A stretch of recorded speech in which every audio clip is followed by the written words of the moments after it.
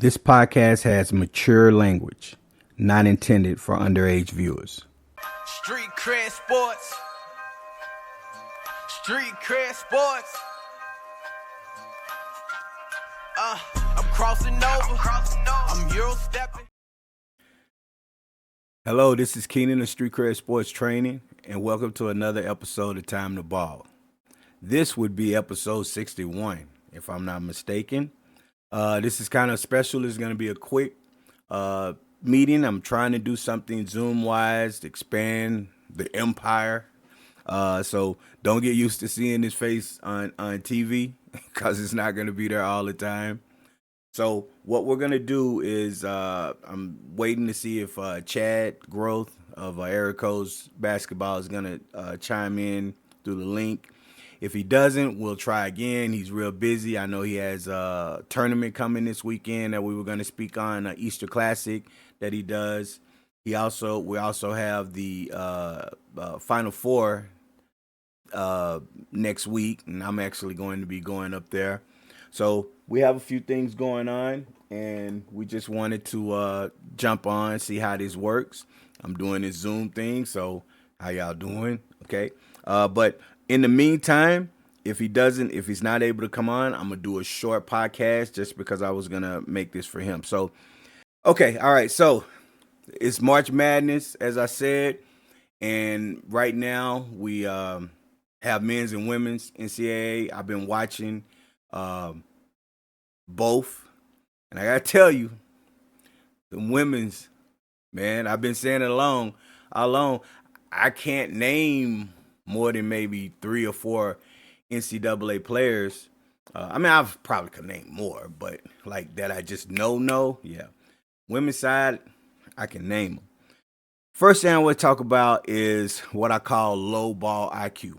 Okay. Low ball IQ play. I was watching the Akron-Kent State game. A gentleman name was Julius Rollins. You know, I feel bad for him, but he commits a foul with 4 seconds left. Now, let me paint a picture. Kent State was catching up. If I'm not mistaken, Kent State was the one that was down. They score with like 4 point something seconds left in the game. And as they scored, they go up 1. So Akron is inbounding the ball and inbounding the ball. Julius Rollins runs and commits a foul. So now Akron is 1-1. Guy goes down, makes 2 free throws.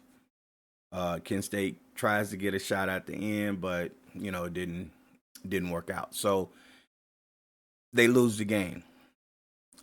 Kid, poor situation. He lost track of the situation because they were up 1. Had they missed, then he fouled. But this is certain things that I call when I'm talking about low ball IQ. And what I mean simply is just you have to know the situation. Now, I know coaches preach. Hey, we don't have any fouls. Hey, we're going to take a foul here. Hey, we don't have any timeouts. We don't have, so all of these situations are I'm assuming they're discussed. And the only reason I would make that assumption that it was discussed because he was the only player that went to try to commit this foul. Nobody else tried to commit a foul. So he commits the foul and then, they lose. So to me, that's a low ball IQ play because you always want to be aware of the situation. And in these big moments when these things are happening, you're kind of not sure, right? So you have to find a way mentally to continue to put those things out there so you know what it is. Whatever you need to do to feel comfortable, you have to be able to try to make sure that you know the situation. It's a learning experience. It's a costly learning experience. He's devastated. Team's devastated. They're going to rally behind him. But he'll learn from it. I'm hoping he'll learn from it. It's been like this through the dawn of sports.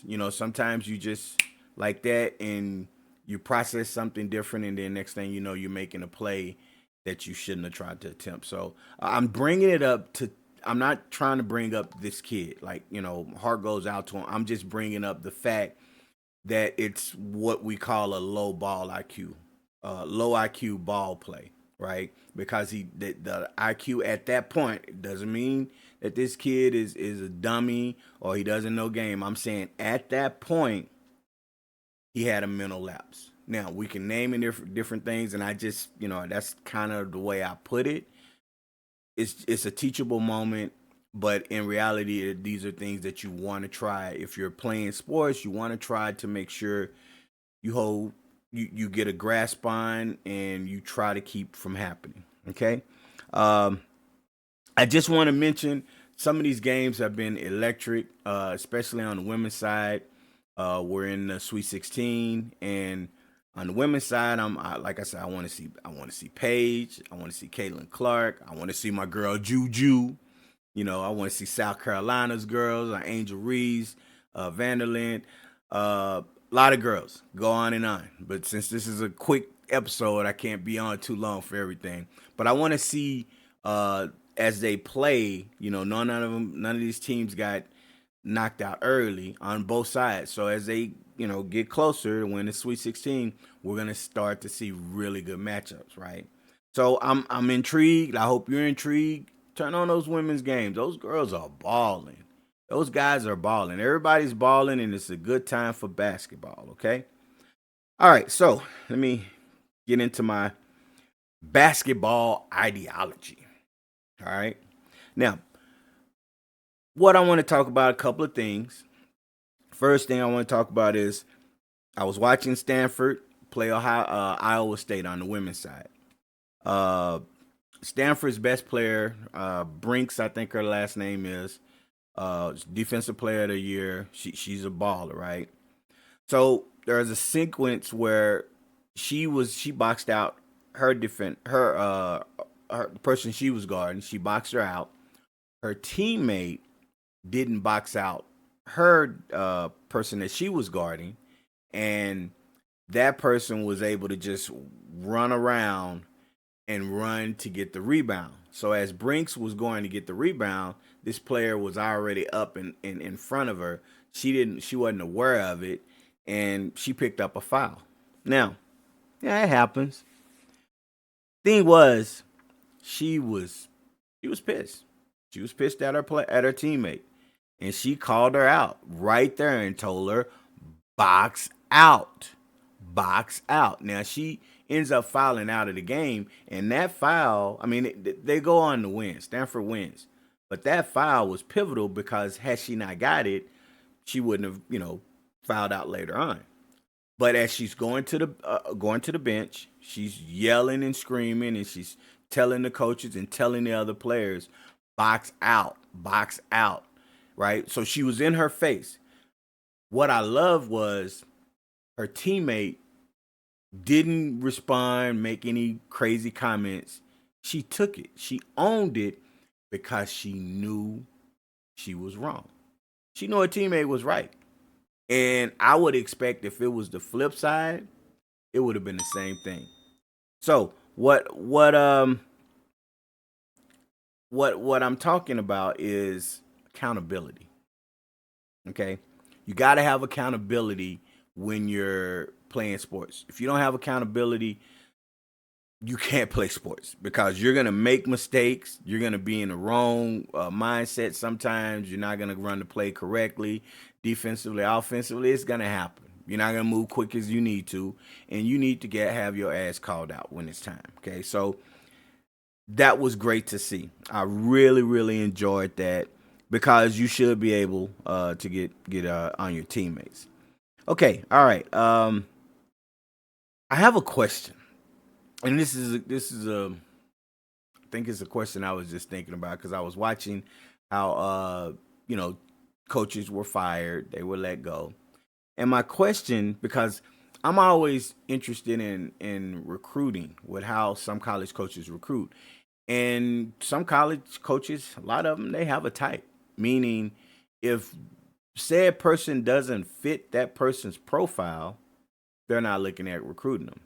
I know another college coach who, on the women's side, that was a Power Five conference school that, it's like, look, we only recruit top 100 kids, you know, and I get it. You have a formula, you have a way, and you look at what other schools have done before you, and then it lets you know, okay, this is probably what we need to do to be successful. I get that.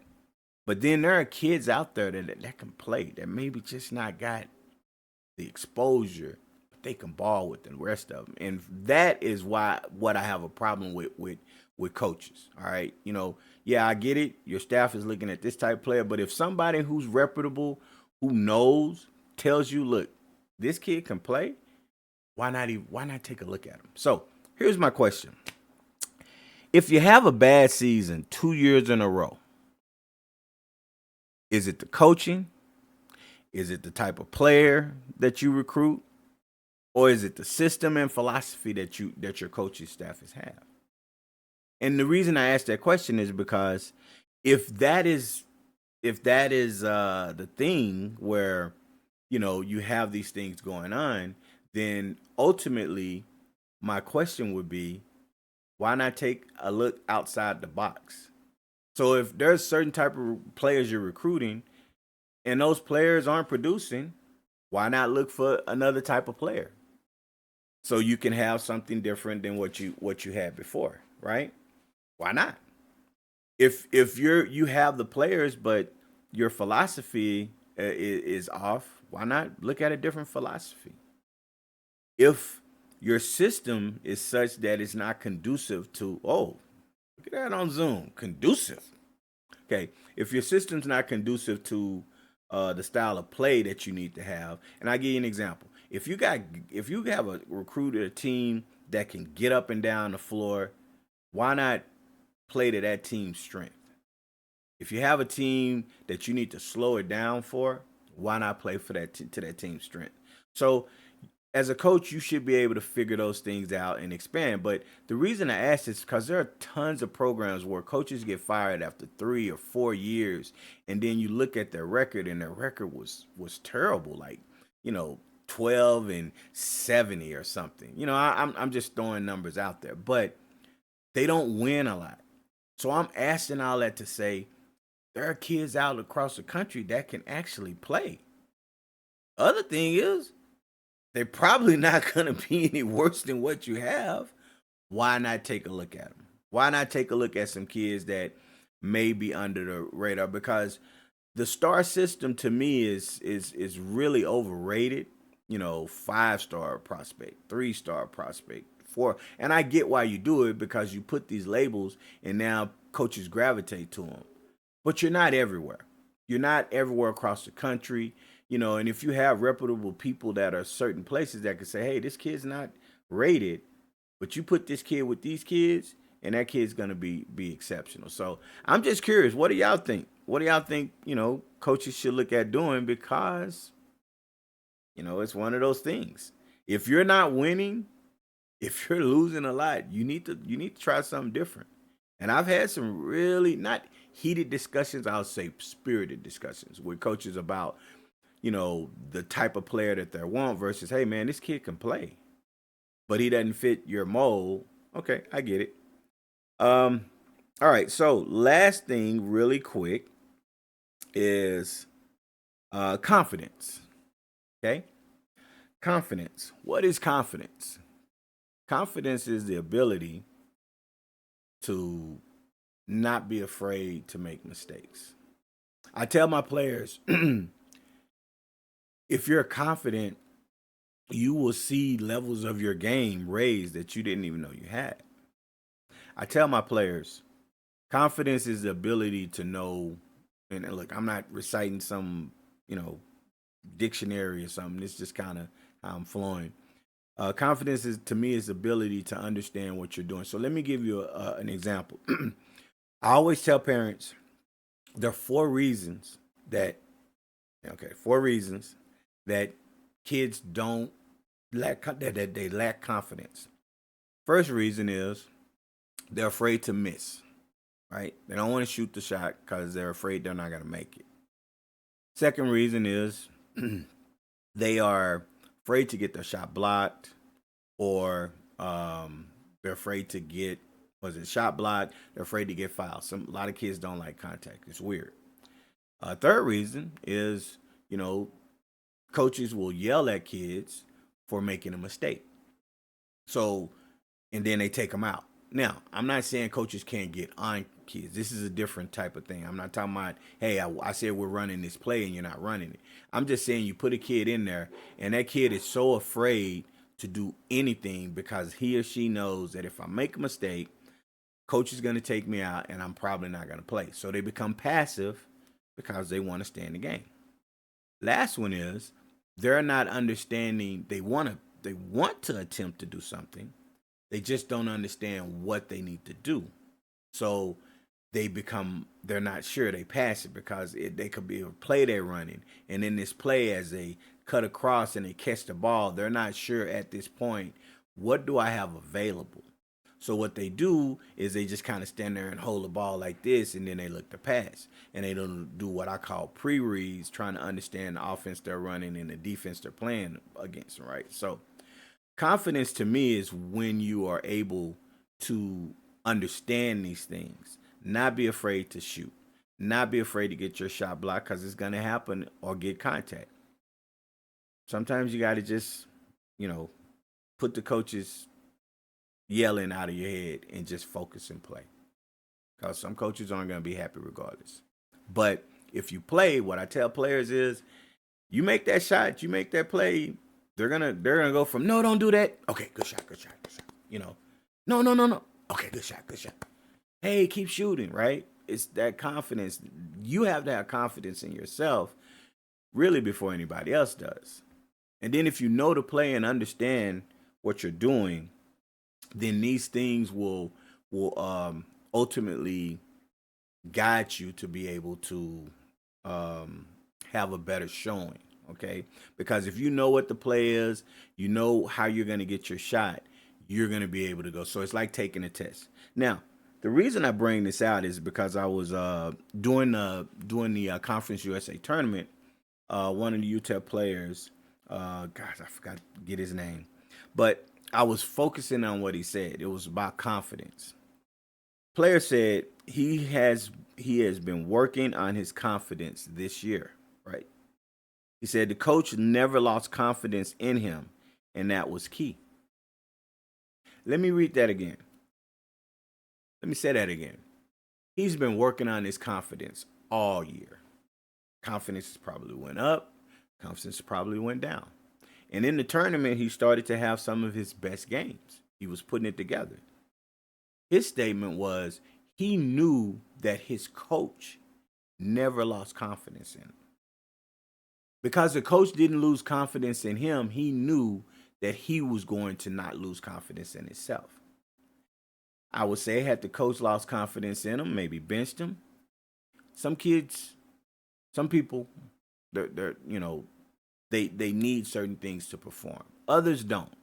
So with one person that might turn around and kind of shell up and not want to play and lose confidence, one might turn around and say, okay, I'm going to show you how much better I am than that to put me in the game.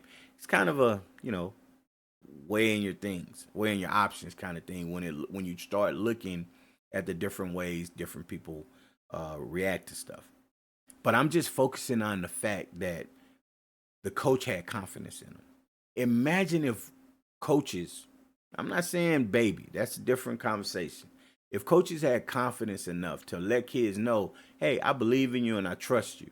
Right now, you can't do this. Right? If you keep doing that, we're gonna have to bring you out to make sure you understand what you're doing. But if you have confidence in your players, if your teammates have confidence in themselves, in each other, you're going to be successful. Okay, so I just wanted to leave with that because I felt it was really powerful to hear that kid say that about his coach, and I think if you had more of that, or if there was more communication with what I need you to do to be successful, and I know there is, but I'm talking about the underlying layer of that, because you could talk about what you need, but hey, well, I'm gonna try to help get you what you need, coach, but how much of a rope do I have? Are you going to yank me out of the game the first time I don't do exactly what you need if I'm still learning? You know, takes time. Some things take time. And you got to understand in the pros, teams have been playing together for years, right? Free agency stuff, but you usually have the core. College right now with the portal, it's like year to year. So confidence is something that you want to make sure that you have, okay? So I'm going to leave it with that. This was just a little short test run, see how it works. If this works well, I'm going to start to have these things more. Okay. I'm going to make sure you like, subscribe, follow, comment. Let me know what I'm doing. I know this, some of y'all might be like, hey, man, the light is messing up. That's okay. I did a little earlier today. We're going to fix that. But I got to start somewhere to see what needs to be tweaked. So I'm going to leave it like I always do. Okay. If it was easy, everyone, let me start that over. If it was easy, everyone would be doing it. See, it wasn't easy. I couldn't even do it the first time. All right, I'm out. Street cred sports, say it with your chest. Yeah, yeah. Go get it from the net.